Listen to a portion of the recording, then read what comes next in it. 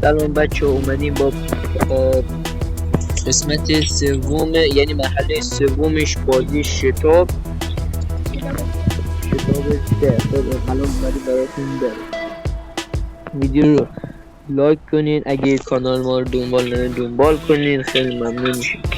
زنگوله هم بزنین. خب میرویم.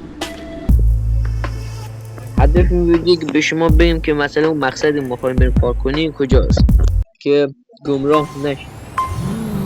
که همون اول گاز میگیریم با تمام صورت مستقیم میرویم و بعد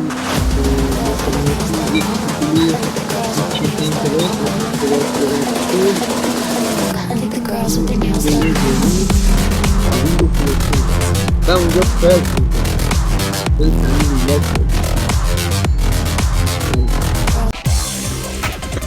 خب من دمتون گرم که ویدیو هم نگاه کردین. اگه میخواین مراحل دیگه شتاب بازی شتاب سرم ببینین داخل کانال ما بیاین و نگاه کنین. خیلی ممنون میشم. کامنت و لایک و اینا هم بذارین. دمتون گرم.